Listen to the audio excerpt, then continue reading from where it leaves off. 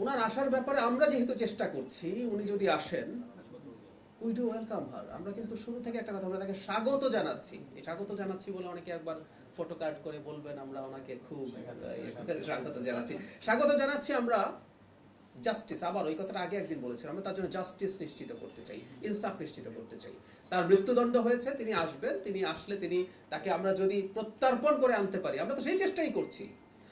আর উনি আসলে তো আমাদের সাথে দুই পক্ষের যোগাযোগ হয়ে যদি আসে, দ্যাটস ফাইন।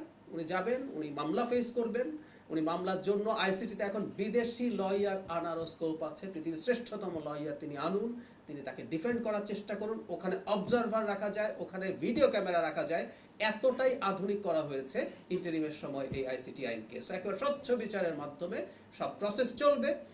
এই দেশের জনগণ যেটা চায়, তিনি যে অপরাধ করেছেন, যে মৃত্যুদণ্ড আছে, সেটা যেন বহাল থাকে। বহাল থাকলে সেই মৃত্যুদণ্ড কার্যকর হবে, সেটাও জনগণ দেখতে চায়। স্যান্ডেলিনা সো, রূপচর্চায় আভিজাত্য। আর যদি আমরা ওই যে আবার বলছি, আমরা তো আদালতে গেছি, আদালতে তিনি যদি প্রমাণ করতে পারেন তিনি অপরাধী নন, আদালত যদি শেষ পর্যন্ত তাকে অন্য কোনো শাস্তি দেয় অথবা তাকে খালাস দেয়, সেটাও হবে। সো জাস্টিস এভাবেই হতে হয়।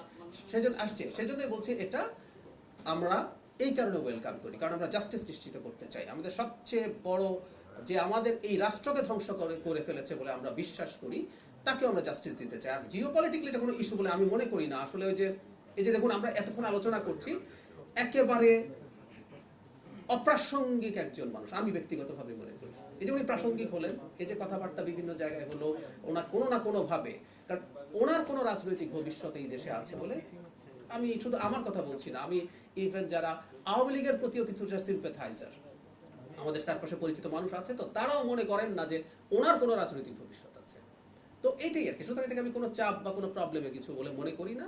উনি যদি আসেন, আমরা তো চাপের প্রশ্ন কেন, আমরা তো চাইছি উনি আসুন, আমরা তো ওনাকে নিয়ে আসার চেষ্টা করছি, প্রত্যর্পণ করার চেষ্টা করছি। সো আমরা যদি এমন হতো যে আমরা চাইছি উনি ওখানেই থাকুন, উনি এখন আসবেন বলে আমরা চাপে পড়ে গেছি, ব্যাপারটা তার এইরকম। এবং শুধু ইন্টারিম না, এই সরকারও, গতকাল পররাষ্ট্র প্রতিমন্ত্রী কনফার্ম করেছেন, এই সরকারও ভারতের কাছে শেখ হাসিনার প্রত্যর্পণ চেয়েছেন। আমি একটু বলি, উনি আসলে কিভাবে আসবেন, প্রসেসটা ঠিক হয়ে যাবে। আমি জানি না উনি কিভাবে কি করবেন না করবেন, উনি ওখানে কিভাবে আছেন, এগুলো ওই রাষ্ট্র জানেন। উনি যদি আসতে চান, ওই রাষ্ট্র আমাদের রাষ্ট্রের সাথে কথাবার্তা বলে ব্যবস্থা করবেন। ওইটা প্রসিডিউরাল ব্যাপার আটকে থাকবে না উনি যদি আসতে চান। এগুলো আসলে আমার মনে হয় একটু পরের প্রশ্ন। যদি উনি যদি চান, সেটা সরকার কি করবে। কিন্তু ওই যে বললাম, সরকারের নীতিগত অবস্থান তো তাকে ফিরিয়ে নিয়ে আসা, তাতে আপনি বুঝতে পারেন যে সরকার তার আসার ব্যাপারে তাকে আমরা জাস্টিসের অধীন করতে চাই। সুতরাং উনি যদি আসতে চান, সরকার স্বাভাবিক যুক্তিতেই তাকে সাহায্য।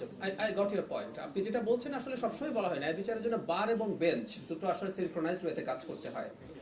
আমি এটাও আপনার সাথে দ্বিমত করি না। আমরা ঢালাও ভাবে বলবো না, কোনো কোনো ক্ষেত্রে এই ধরনের প্রবণতা আছে, সেটাও ঠিক আছে। আবার একই সাথে আমাদের অপ্রতুলতাও আছে। আপনি আমাদের বিচারকের সংখ্যা কম, আমাদের কোর্টের সংখ্যা কম, আমাদের উচ্চ আদালত এখনো শুধু ঢাকাতেই কেন্দ্রীভূত আছে, এইসব নানান সংকট আছে। এগুলো সবকিছু নিয়ে নিশ্চয়ই কাজ করা হবে, কাজ করা শুরু হয়েছে। আমি আপনাকে এটা বলতে